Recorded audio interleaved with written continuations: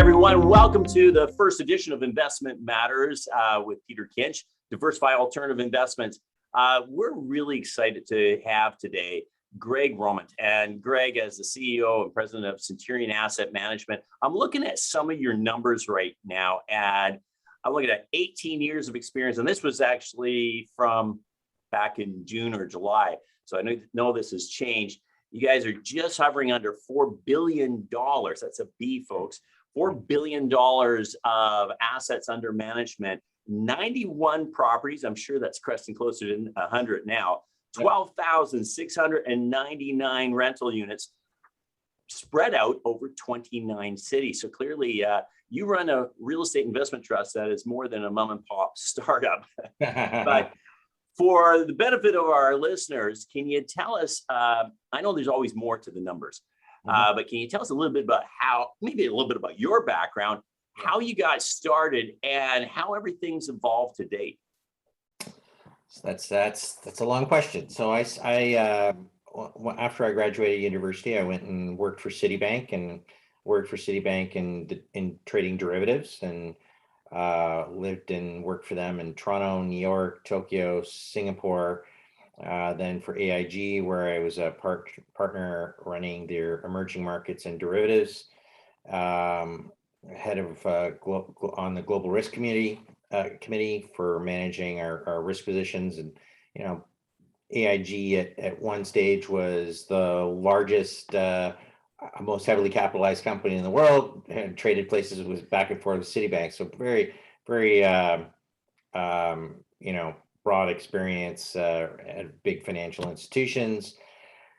And I'd done trading for a long time, but I got to the point where basically your P&L starts every morning when you walk into work, and it is it's 365 days like that every day.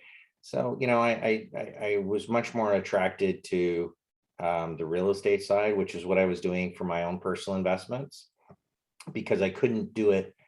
What I was trading for work, I couldn't do on my own. So given I could do almost anything, that meant I could do almost nothing for myself. Then I got to the point where I built up a portfolio, and I was enjoying what I was doing more on the side than I was for what I did for a living. And decided, at the time I was living in Singapore, decided I'm going to do this full time. Looked all around the world and figured it, so basically I've been a global citizen for a very long time at that point. And I decided after much research to come back to Toronto, which just happened to have what I thought was the best opportunities, and started Centurion in 2003. And we just kind of grew it from there. But the first few years was all my own capital, and we started taking a little bit of friends and family money, and then before you knew it, we had some momentum. And it's like, well, what's the difference between reporting to a dozen people or reporting to 200? Not much, really, not much. And so we just continued to grow. I mean, we didn't set out to be, I didn't think at one point we'd have, this year by the end of the year, we'll land at probably 17,000 units and $5 billion in assets, but we didn't set out. I didn't set that out as the vision. It just evolved that way because that's just the way my brain is wired. That's amazing. Like, really, you're cresting on $5 billion in assets. Clearly, like you said, you started out small, didn't have that vision. There's an important question here. I work with a lot of retail investors. I know you have a lot of institutional investors that invest in your fund, and we'll touch on that a little later. But one of the most common questions I get from somebody when I talk about a REIT, a real estate investment trust, and maybe adding that to their RSP or TFSA, is they'll probably say something along the lines of, oh yeah, well, my financial planner has already got that covered. I think we have lots of REITs in our mutual fund, or with my financial planner, or in my RSPs. And it always strikes me because the average consumer doesn't have a lot of clarity as to what's the difference between a private REIT and a public REIT. So I'd like you to touch on that and explain that significant difference and why it's important. Okay, so I guess the biggest, there's a whole bunch of little micro differences, but really the major one is that a public REIT is traded on a stock exchange, and a private REIT distributes itself a different way. We don't trade on a stock exchange. When you want to subscribe, if we're taking capital, you go through your financial advisor and you subscribe and you buy units. When you don't want them anymore, you redeem those units.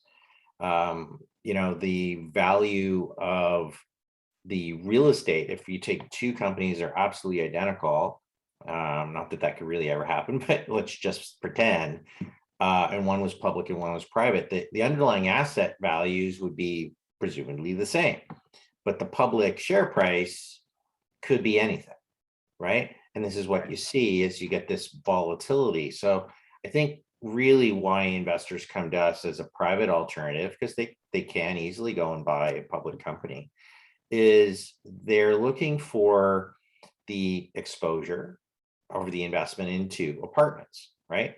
Not the stock market overlay, right? They don't want that extra volatility from the stock market.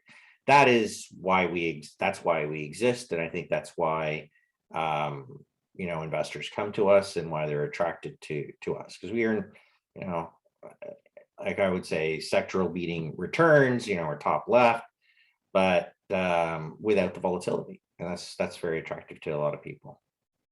Yeah, that totally makes sense. One of my favorite topics is talking about the concept of a non-correlating asset, where, when you analyze pension funds, endowment funds, and institutional money, a lot of those funds have non-correlating assets where they have money invested in stocks and bonds, but also in private. Look, if you look at pension funds, most pension funds today are allocated 50% or more to alternatives. And large endowments are 50% or more and growing, right? I mean, there's more and more desire, I think, not only in the institutional space, but certainly at the individual investors, to have lower correlated, lower volatility type returns. And that's what attracts a lot of people to this space. Greg, I want to shift gears here now and talk about a topic I know that you're passionate about. You wrote an article last year and you addressed you felt there would be an increase in the need and demand for apartment rental, specifically apartment rental housing and units in Canada. Can you elaborate on that and maybe? So I every once in a while I have one of these seminal thoughts, and I write a white paper on it. And it usually takes me a while to put these things together. But one of the papers I put out last year, and it's been my view for a while, Canada has dramatically underbuilt apartments, right? Or rental stock. So we know that there is a shortage. Most of the product built in Canada was built in the 60s and 70s. I happen to believe very strongly that we will build more apartments in the next 10 years than we've built in 2 generations, 50, 60 years. And part of that is, look, we have an aging population. So more and more people, I believe, will see, well, I've got, a $2 million house in Toronto, or whatever it is, and they can sell that and rent a nice apartment and then spend half the year in Florida, and it becomes, attractive to do that. I think, you look at other, pricing or costs. So housing market's gone up 25, 30%, depending on where you live in the country in the last year. People's salaries didn't go up anywhere near that. So I think we've also got an affordability crisis, and more people are getting pushed towards rental. And, I think that we continue to bring in a tremendous amount of immigration. I think the current targets are 450,000 people per year, add on top of our domestic population growth. And we do not produce enough housing. Like, you'd see cranes everywhere, but it's still not enough to house all the people that, we have coming in, or that are coming into the workforce, So I think we've got a long pipeline ahead of apartment construction, which, we've positioned ourselves to be a part of that. Now, has the past 18 months of this pandemic changed that in one way or the other? No, I wrote another article last year, and I said, what COVID has done is shattered the inertia of life. And so what do I mean by that? So the inclination of most people is to do today and tomorrow what you did yesterday. It's just you're on a path, right? Unless there's something that hits you, a curveball that you didn't expect, most of the time, most people are going down a path. So COVID shook that up for a lot of people. So work from home, like I'm still working from home. 19 months in, we're still working from home. No intention of going back to the office for a very long period of time. We didn't even think it was possible. We'd been asked for it. We said, no, it's not even possible. So you learn new things, right? So our inertia on that issue has been completely changed, right?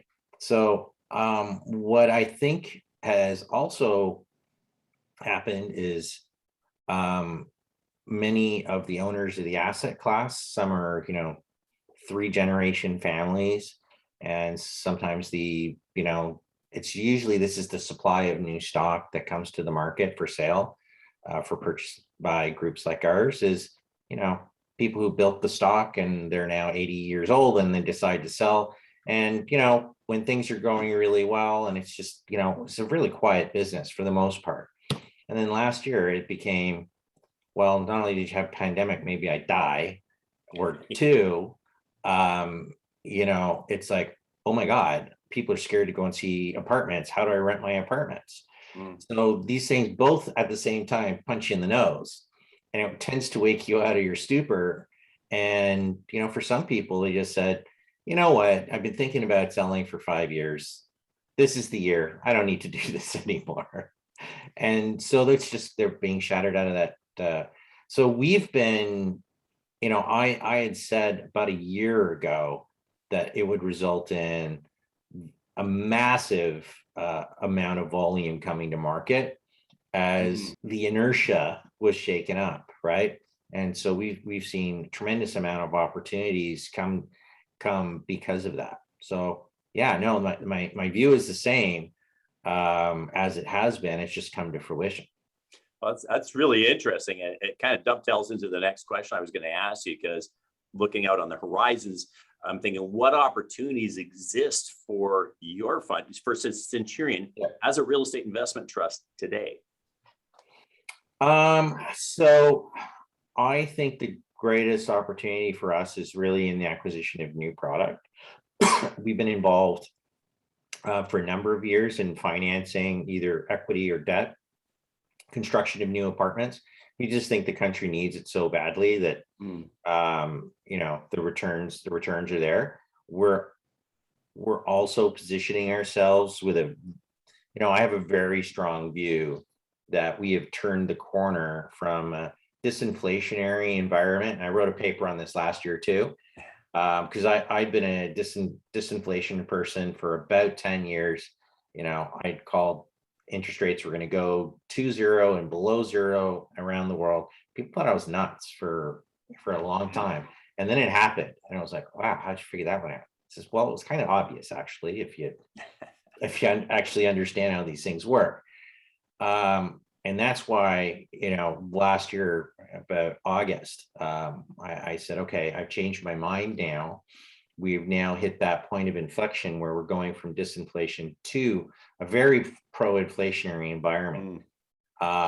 So I think, we're positioning ourselves to take maximum advantage of, what we see will be a very inflationary environment, and where, one of the consequences of this inflation and tied in with monetary policy is governments are keeping interest rates really low. So effectively, you can borrow money for what I think is below the cost. Like it's less than zero. You're being paid to borrow today, and if you do it smartly, I think there's the opportunity to not only earn money on the real estate, but to earn money on the mortgage that you're short, that you borrowed on. So yeah, I think this is a sweet spot for real estate that you see once a generation or two. And are you finding, because you're now at the size compared to where you started, when you're at a $4 billion size or a $5 billion, does that create more opportunities for you? Well, it does for a few reasons. When we're a much smaller fund, everyone in the company was basically a generalist, right? Because you had to be. You could not, today we've got almost 300 staff, right? But you can't run a company this level of sophistication and everyone be generalists. So the scale has allowed us to have larger departments, because that's what you need when you have this many units, but you hire specialists in different areas. So, we have someone who's just specializes in energy management, and they, looking at our programs and making sure, our water usage at this one property spiked. What's going on? And investigate it. So you have systems and you have people in place to not only manage your expenses, but then it's like, okay, do we have capital opportunities? Can we do energy retrofits or windows or other things that are going to save energy? Then we have revenue managers whose job it is just to say, how should we be pricing units in which markets? Floor premiums, view premiums. A lot of things you couldn't do when you're a smaller entity. It's just when you're that small, like it's really hard to have all those specialists. So when you get bigger, it affords you those special skill, or have those specialists in-house. The other thing is certainly diversification. Scale builds diversification. We can go to a lot of other places. Having a large balance sheet with large liquidity and operating facilities allows us to seize opportunities very quickly, right? So if we see an opportunity to buy $100 million building, we can stroke the check right out of our operating facility for that, and then finance it afterwards, raise more equity, open up the fund to raise equity. And that's not something I could have done 5 years ago, right? When we were considerably smaller, that would have been such a large acquisition. And today it's just, 2% of assets. It's a tuck-in. And the other thing is, when you get to a certain scale and you're in a certain category, you just become the go-to person, right? So I think that's a tremendous opportunity, because you get the call on every deal. If there's a deal going down in the country, we're getting a call, right? It doesn't mean we do every deal, but we get the call to at least consider it. They know that you could if you wanted to. So Greg, I know you can't speak to specific numbers and all that, but if somebody was looking at investing into your fund and they said to me, well, what are the performance expectations over the next couple of years? How would you respond to that question? So I'll tell you the same thing I've told everyone really since the beginning. Like our historical returns are, call it 14% compounded for the last, 12 years or whatever. No losing years, but that doesn't mean that we'll always do that, but I always say, look, I've always said 7 to 12 is what we're trying to achieve, because we think that that's realistic. The fact that we've beaten it by a considerable margin, says, okay, well, that's great, but I'd rather under promise and over deliver. In terms of looking forward to where we are today versus where I think we're going, I think that we are heading into, like, as I mentioned, a very inflationary environment where traditionally real estate tends to perform very well. And this is the first time in my lifetime where we can borrow money at less than the rate of inflation. So money is free or less than free, right? And what I mean by that is you get paid to borrow. I have never in my career ever been able to do that. So I think that sets us up for possibly exceptionally strong returns without promising that. But I think that that's what certainly I believe is ahead, and that's what I'm positioning us for. Now, every investment obviously has risks involved. Mm-hmm. So we'd be prudent to address some of the risks for a potential Mm-hmm. investor. What do you envision are some of the headwinds that you might look out for, icebergs, if you will, or risks that could derail the progress that you're anticipating?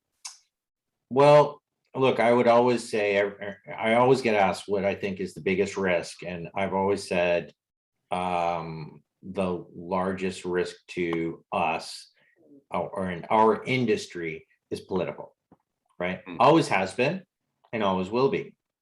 And the reason is because we provide housing, which is considered, a right. And, is there the risk that someone or governments to say, well, rent's going up too much, we want rent controls, or, and these kind of discussions do come up, and, it is a very function of our industry that we're providing housing. That being said, it applies to us, but if condos go up by 30% a year, most people are cheering, not complaining. And if you walk into, and no one seems to complain if Loblaws puts up their price 10%, right? They're not rioting in the street over that. So yeah, I would always say our biggest risk is politicians doing something silly. Well, yeah, that's probably another topic all in itself. We can do a whole separate webinar on that. And one of the other questions I would get from a client is, okay, great. This looks like a good investment over the next couple of years. What's the long-term strategy? Is there any plans in place for Centurion to take the REIT public, or are you a target for an acquisition down the road? What would you say is your long-term strategy? Okay, so if we had wanted to be public, we would have been public probably a long time ago. Probably if we were, we wouldn't be the same size as we are today. As a private company, we can grow when we want to, right? When you're a public company, you kind of have to grow to maintain the interests of the market, investors and analysts. Because if you don't, your unit price starts to trend lower, and then your unit price is trading below its net asset value, which means you can't raise capital. So you become trapped, and then you can't grow, and then no one wants you. But if we were public, maybe somewhere along the line, our unit price would have been, when we were small, would have been more volatile, had gone down, so that we couldn't raise equity. So then we become an acquisition target and you get taken out. So we probably wouldn't be here. We get approached all the time by investors who'd like to buy the whole portfolio, and ultimately, I don't think that that's what we want to do. It's not what our investors want, and that's an important consideration here. Is that why do I have the investors that I do? The investors that I have in this organization, and there's almost 30,000 of them, are in our funds because they're looking for what we offer, which is a private alternative to the public markets. So as the largest private REIT in Canada, right, of any sort, then, if I think, and we're kind of in a class all by ourselves. So it's kind of like, why would you want to go from something special to, if we were public, we're just another of the other 50 or 60 public company names, but we're a sought after solution. I would rather be the only princess at the ball. You know what I mean? That makes total sense. I totally get that. You mentioned the comparison again between public and private. A lot of clients will often have their only experience. They might be new to investing into a private REIT. Their past experience would be mutual funds, and they're often very wary of MERs, management expenses, and that. So just kind of shifting the conversation a little bit. One of the questions I get a lot is, well, what's the management fees? What's the hidden management fees on the back end? And that leads to a question, how are you aligned personally with the investors? So it's a good question. Our structure is a little different than most funds are. So most funds have an external management contract, and you pay like 2% per year or something like that. Our funds own the management platform. So all the employees actually don't work for the asset manager, they work for the funds themselves. So there's not an asset management fee on that per se. But we do have fees which go into the bonus pool. So when we buy assets, and add to the pool, there's transaction fee that goes into a manager's bonus pool. And then there's I have an equity stake in the company today. It's fairly significant, measured in the tens of millions. And I have a class of stock which is non-diluting. So as I continue to grow the company, I could continue to grow my interest in the company. So it's safe to say that your interest is in alignment with. I think I am highly aligned with my investors. Yes. Okay, so last question here. Why Centurion? If a client's looking at me, Greg, and says, why Centurion? What would your answer be? Look, I would say, if you want to be in the private space, if you want to be in apartments, we're the primary, like we've got the longest running track record, and at like this largest scale, we've got all the systems, we've performed, we've got an excellent management team, we've got a committed workforce, a strong culture. I think that that just speaks to the organization in terms of the asset class. I think the asset class speaks for itself, but for a lot of people don't understand that apartments have been one of the best performing asset classes for a very long period of time. In fact, if you look, and I think this is in some of our presentations, apartments have provided positive returns on a non-levered basis for the last 30 something years consecutively. Greg, thank you for that. And of course, everything I'm reading about the need for housing in Canada and the fact that we're the lowest in the G7 on that category per capita would suggest that you're bang on with your strategy.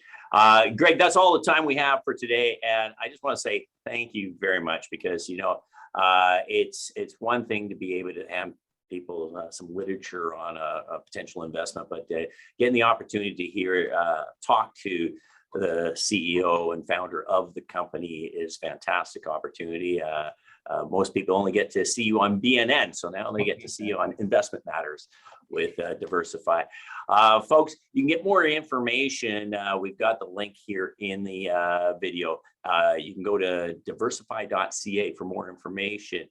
Greg, thank you very much. I appreciate you taking the time today to talk to our. Very much. Thank you. Okay. Take care, and we'll talk to you soon.